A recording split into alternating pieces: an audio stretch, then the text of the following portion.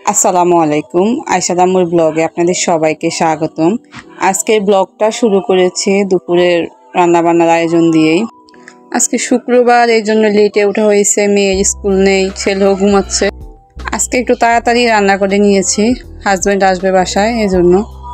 এদিকে বাচ্চারা ওইখানে চিল্লাচিল্লি করতেছে, আমি বাসনগুলো মেজে নিতেছি। আমার দুই বাচ্চা বাসাটাকে মাথায় তুলে নেয় যখন দুইজন একসাথে হয়। সারাক্ষণ শুধু চিল্লাচিল্লি, মারামারি। আসলে এটাই হচ্ছে ভাই বোনের সম্পর্ক।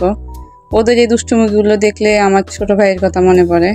একসময় আমরা দুজনে এমনই ছিলাম, দুইজনকে দেখতে পারতাম না, মারামারি, কাটাকাটি। কিন্তু এখন সেই সময়গুলোকে অনেক মিস করি এখন। আজ ভাই কত দূরে, আল্লাহ আমার ভাইকে হেফাজতে রাখুক। বাসন মাজছি আর মাঝে মাঝে চুলায় তরকারি বসিয়েছি, সেটা নেড়ে দিচ্ছি। বৃষ্টি যেহেতু হচ্ছে বাহিরে, আজকের আয়োজন রান্না ছিল দুপুরে মুরগির মাংস ভুনা আর হচ্ছে গিয়ে খিচুড়ি।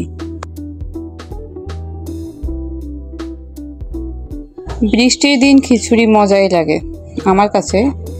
আর এদিকে এসে দেখি বৃষ্টি প্রায় থেমে গেছে। ভালোই হয়েছে বৃষ্টি থামাতে। আমি অনেক কাপড় চোপড় জমিয়ে রেখেছি, কাপড় চোপড় ভিজিয়ে এদিকে আমি রান্না বান্না শেষ করে ঘর পরিষ্কার করে নিছি, রান্নাঘরে পরিষ্কার করে নিছি। যতবার রান্না করি ততবারই পরিষ্কার করা লাগে, তাও মনে হয় যেন পরিষ্কার হয় না। ছোট বাচ্চা আছে যেহেতু তাড়াহুড়োয় কাজ শেষ করতে হয়। শুক্রবার যেহেতু একটু রিল্যাক্সে কাজ শেষ করছি। এইদিকে চা হয়ে গেছে, ওনাকে চা দিব। আজকে তেমন কোনো কিছু রান্না করি নাই, বিকেলে রান্না করব।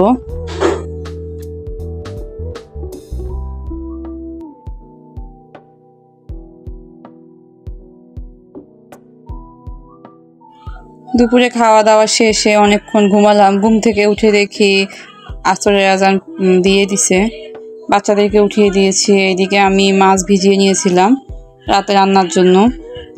আর দুপুরে একটু ভর্তা করছিলাম, আলু ভর্তা। যেহেতু কাঁচা পেঁয়াজ দেওয়া গন্ধ হয়ে যাবে, এই জন্য একটু তেলে আমি আবার ভর্তাটা নেড়ে নিছি।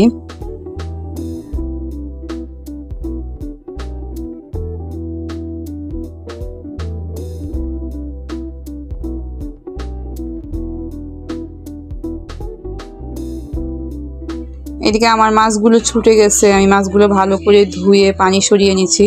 হালকা একটু হলুদ, একটু লবণ দিয়ে মেখে নিব।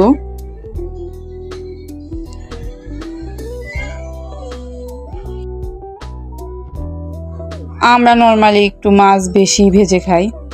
আমার ওই যে বলে না, একদম কড়কড়া ভাজিটা লাগে মাছ। আমার হাজব্যান্ডও ওই রকমই পছন্দ করে। তো আমি তেল বসিয়ে নিছি, এখন এখানে মাছগুলো দিয়ে দিব। এইদিকে আমার মাছ ভাজা শেষ, আমি চুলায় এখন প্রেসার কুকার বসিয়ে দিছি। আমি আগে ডালগুলো ভালো করে ধুয়ে অনেকক্ষণ ভিজিয়ে রেখেছিলাম।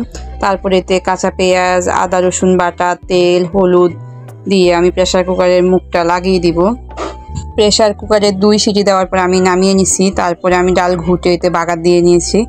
আর এদিকে আমার মাছ ভুনাও শেষ প্রায়।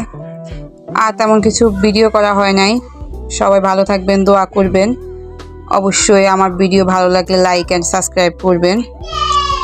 সবাই দোয়া করবেন। আল্লাহ হাফেজ।